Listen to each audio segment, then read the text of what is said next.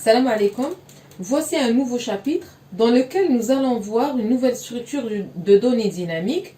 Il s'agit des listes linéaires chaînées ou LLC.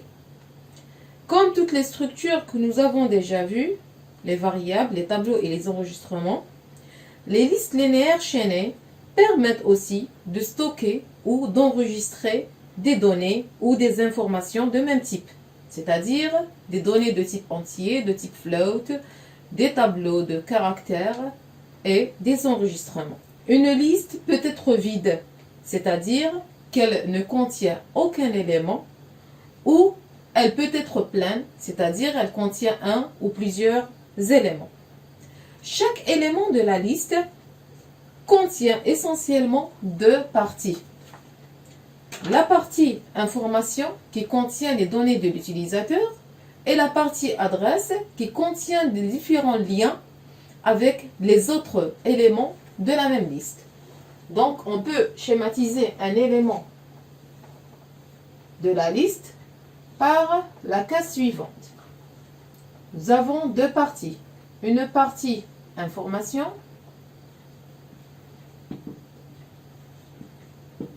et nous avons la partie adresse. Donc cette case, elle représente un élément de la liste.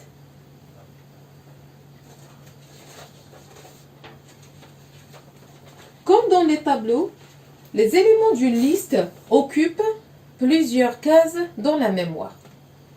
Mais dans les tableaux, les cases sont contiguës. On peut donner le schéma d'un tableau et le schéma d'une liste dans la mémoire pour faire une petite comparaison. Donc ça, c'est un tableau et ça, c'est la représentation d'une liste. Un tableau peut être représenté par le schéma suivant. Il contient plusieurs cases contiguës, c'est-à-dire les unes après les uns après les autres. Par exemple, un tableau de 5 éléments, 1, 2, 3, 4, 5, qui s'appelle T. Le premier élément, il a l'indice 0. Le deuxième, T1. T de 2, T de 3 et T de 4 qui représente le cinquième élément. Ça, par exemple, c'est un espace occupé par d'autres programmes.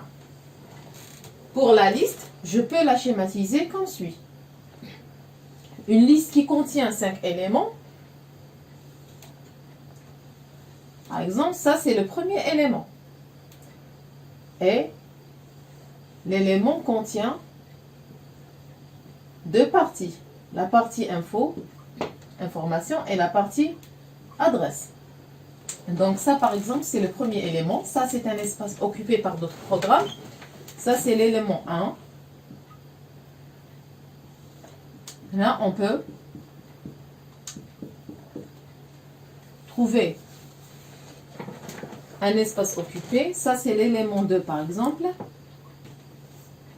Un autre espace occupé par d'autres programmes. L'élément 3, par exemple, et l'élément 4, on peut les avoir. L'élément 3.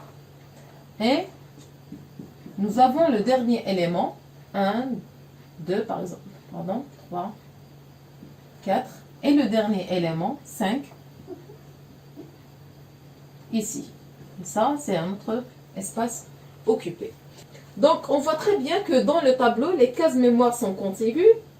Contrairement à la liste, les cases mémoire ne sont pas forcément contiguës. On peut trouver, par exemple, ces deux cases mémoire qui sont contiguës, contrairement aux autres cases mémoire qui sont distribuées dans la mémoire.